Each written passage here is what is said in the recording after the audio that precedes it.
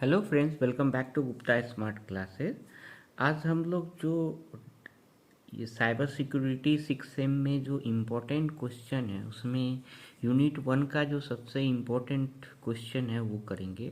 ये first question इसमें आता है, ये 2 बार एग्जाम में पूछा है, 3 to 4 मार्क्स का। Describe CI trade with example.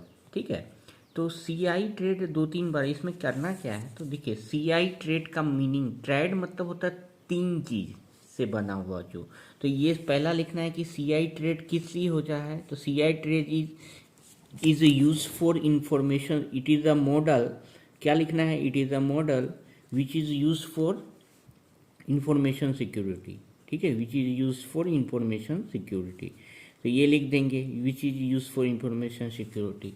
फिर क्या लिखेंगे, इसका तीनों का फुल फॉर्म लिख देंगे। C stands for confidentiality, I for integrity, A for availability.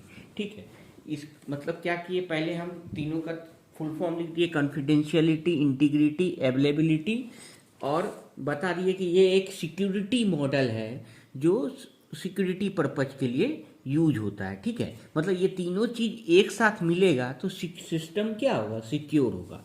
तो उसके लिए हम क्या करते हैं, एक डायग्राम है वो बना देना है, इस तरह से ट्रायंगल बना देना है। ठीक है, ये ट्रायंगल है। ठीक है, इसमें 3 पार्ट बनाना है। ठीक है, ये ऐसे एक ले दिए, ये ऐसे, और ये यहाँ पे कॉन्फिडेंशियलिटी लिखना है, यहाँ पे इंटीग्रिटी लिखना है, यहाँ पे अवेलेबिलिटी लिखना है। सिंपल है। और ये क्या है, यहाँ पे लिखना है द इंफॉर्मेशन सिक्योरिटी ट्राइट। मतलब ये तीनों चीज मिलेगा तो सिस्टम मेरा क्या होगा, सिक्योर होगा।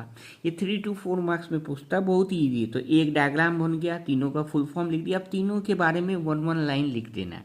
तो व्हाट इज कॉन्फिडेंशियलिटी, तो कॉन्फिडेंशियलिटी मैंने प्रीवियस लेक्चर में भी बताया था कि it prevents the data from unauthorised access. जो अनऑथराइज्ड एक्सेस है उससे प्रिवेंट करता है, मतलब बताता है। मतलब देखिए, कम्युनिकेशन हमेशा एक सेंडर और रिसीवर के बीच में होता है, तो कोई तीसरा पार्टी न देख पाए, कोई तीसरा पर्सन उस मैसेज को न देख पाए, उसी और इस तरह से हमें वो मैसेज को सेंड करना है, वही कॉन्फिडेंशियलिटी करती है।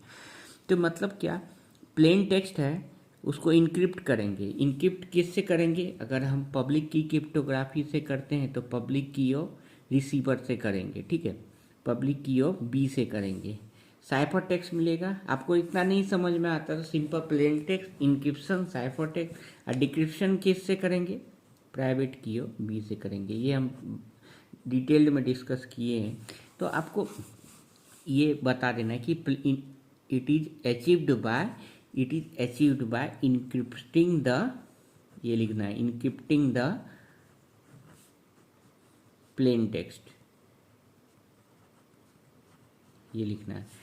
PT stands for plain text, ये भी आपको बताना होगा। PT का फुल फॉर्म क्या है, तो प्लेन टेक्स्ट ऐसे बताना होगा। तो ये सब, ये सिंपल सा आप बता सकते हैं। मतलब कॉन्फिडेंशियलिटी मतलब क्या, इनक्रिप्शन से जो हमें हमें मैसेज सेंड करते हैं रिसीवर को, तो इनक्रिप्टेड मैसेज है तो कोई थर्ड पार्टी को क्या दिखेगा, इनक्रिप्टेड मैसेज दिखेगा, ओरिजिनल मैसेज दिखेगा नहीं, जब तक उसके पास वो की ना हो। क्लियर है, ये कॉन्फिडेंशियलिटी हो गया। इंटीग्रिटी में क्या लिखना है, सेम इंटीग्रिटी में लिखना है कि data has not be modified by unauthorised party.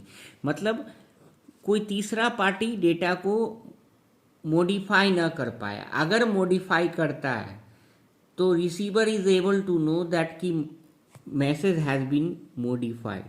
It is achieved by किससे, MD5 और SHA से हम अचीव करते हैं। तो देखिए, मॉडिफिकेशन मतलब क्या, ये बता सकते हैं। मॉडिफिकेशन मतलब insertion, deletion of message, insertion और डिलीशन ऑफ मैसेज। इसमें एक लाइन आप ऐड कर सकते हैं, if it is done, if it is done by any third party, by any third party, then receiver is able to know receiver is able to know the message has been modified, ये आप लिख सकते हैं। तो integrity मतलब message में कोई changes होगा तो रिसीवर को पता चल जाएगा। What is availability? अवेलेबिलिटी होता है कि सिस्टम और network is timely available to authorise user. नाम क्या है? अवेलेबल होना चाहिए। अवेलेबल किसको होना चाहिए? सिस्टम और नेटवर्क जो ऑथराइज्ड यूजर है, जिसके पास ऑथोरिटी है, उसको क्या होना चाहिए?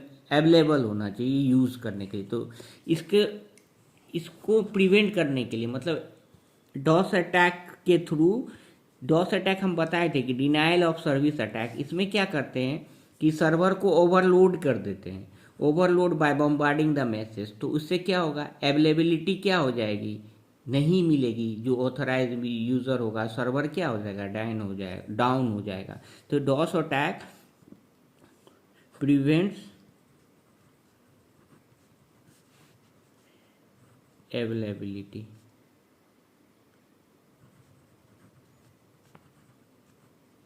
तो ये आप तीनों सिंपल सा है, ये 3 to 4 मार्क्स में हर साल आता है, तो आप लिख सकते हो एग्ज़ाम में।